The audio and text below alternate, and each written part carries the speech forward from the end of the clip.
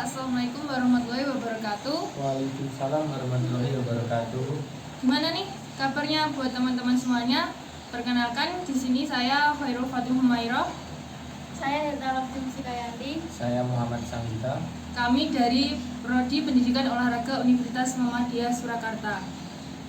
Di sini kami akan menjelaskan tentang ujian olahraga dalam SMA ya. Di sini ada Mas Sanggita, dia dari luar Jawa. Ini Mbak Herta, dia dari asli Boyolali sini. Kita akan membahas apa perbedaan ujian di luar Jawa dan di Jawa, apakah sama ataupun berbeda seperti itu. Ya, bisa dijelaskan, Mas?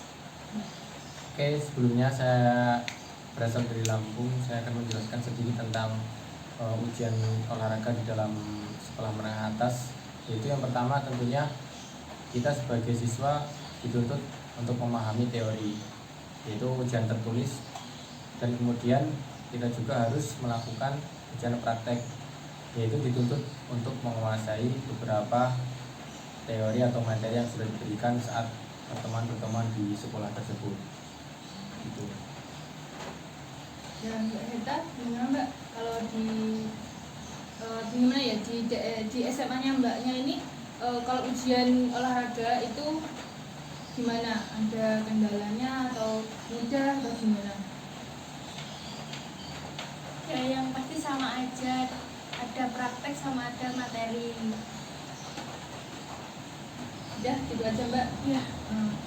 Kalau mungkin nih ya, kalau ujian olahraga itu kebanyakan sama ya, maksudnya ada teori dan juga ada praktek kayak gitu. Di tempat saya juga, walaupun saya dulu SMA tapi ada asrama boarding school, tapi juga sama, saya juga ada praktek dan ada teori seperti itu. Yang membedakan adalah mungkin kalau mereka kan sekolahnya di negeri, sedangkan saya swasta, jadi lingkupnya mungkin saya lebih kecil kayak gitu ya. Kalau mungkin Mas Sanggita dan Mbak Herta kan lebih besar kayak gitu, bisa lebih bebas mungkin bereksplorasi kayak gitu. Kemudian saya mau bertanya Mbak, apakah di sekolahan swasta negeri itu berbeda sistemnya? Contohnya gini, di dalam ujian itu kan kita diberi target, yaitu targetnya kita harus mencapai batas segini, misal kita harus mendapat nilai 70. Nah, sedangkan kemampuan si wanita dan si laki-laki itu kan berbeda. Jadi apakah itu sama atau bagaimana dalam penilaiannya? Kalau di SMA saya sendiri, saya kan maksudnya kan saya itu di asrama ya, saya kurang memahami untuk yang cowok itu nanti targetnya seperti apa, tapi sepertinya memang ada target sendiri antara perempuan dan laki-laki kayak gitu kan. Jadi dibedakan ya? Iya, jadi kita aja, kalau saya dulu SMA itu tempatnya aja udah beda, jadi kita kan nggak pernah tahu ya kayak gitu mereka gimana olahraganya. Jadi kita ya yang perempuan nanti olahraga sendiri, kayak misal ada volley ya volleynya perempuan sendiri, sepak bola ya sepak bola perempuan sendiri. Tahulah kayak gimana kalau cewek sepak bola kayak gitu ya. Iya, seperti itu ya. Semua itu sepertinya sama saja, mau di luar Jawa atau di Jawa itu pasti semua guru-guru itu ingin murid-muridnya bisa mencapai target yang telah ditentukan gitu. Kalau Mbak Hirta sendiri sebagai calon guru, bagaimana tanggapan Anda untuk penilaian di masa pandemi seperti ini? Karena kan praktek-praktek di sini kan semuanya hampir ditiadakan karena pandemi seperti ini dan digantikan dengan di kelas. Padahal kan kita sebagai calon guru itu kalau olahraga ya apalagi itu kan sangat sulit untuk mengatasi itu. Nah, bagaimana pendapat Anda? Atau Mbak Faro bisa menjelaskan?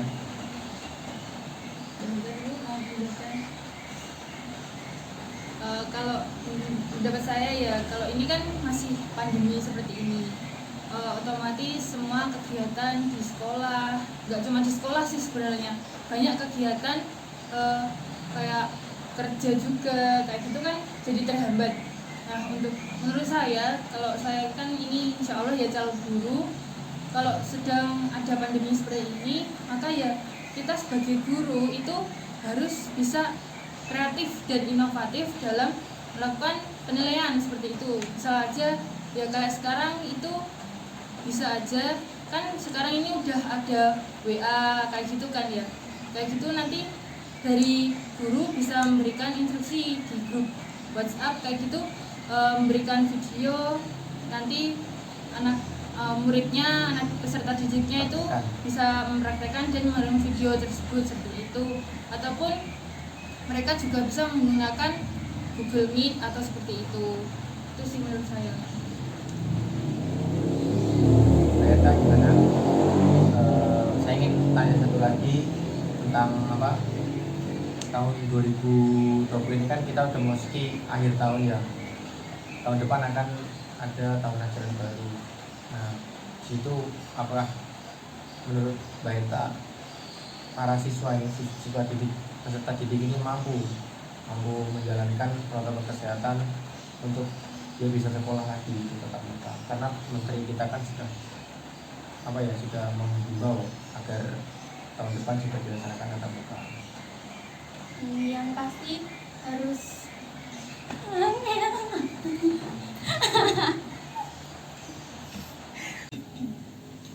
saya akan menjawab pertanyaan dari Mas Sanggita.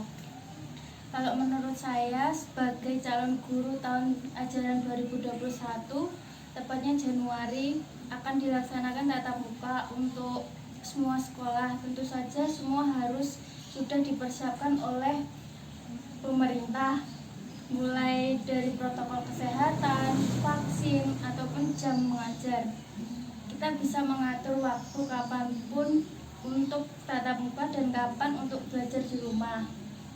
Jadi kalau pertanyaannya siap atau tidak, ya saya katakan harus siap, karena mau sampai kapan kita seperti ini online. Oke,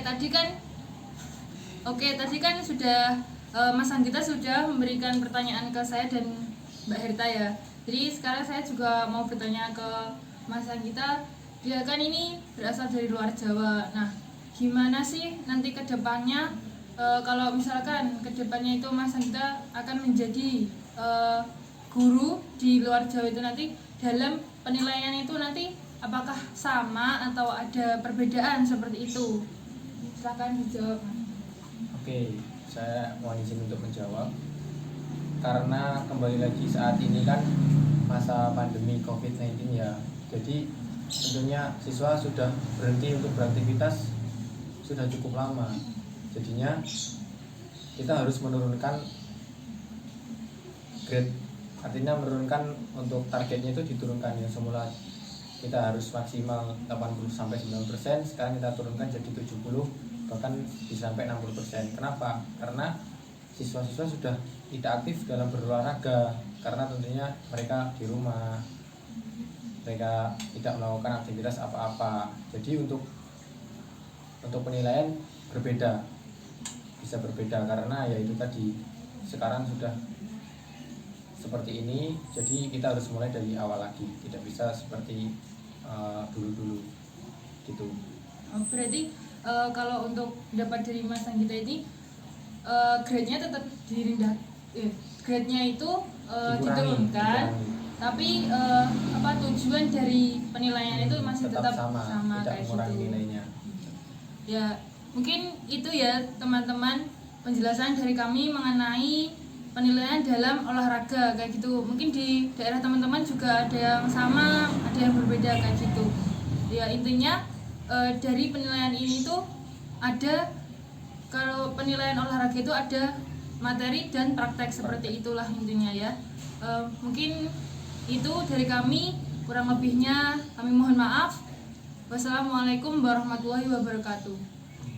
Jangan lupa like, komen, Share dan subscribe karena semua itu gratis. Yang bayar kuotanya. Por WMS juara.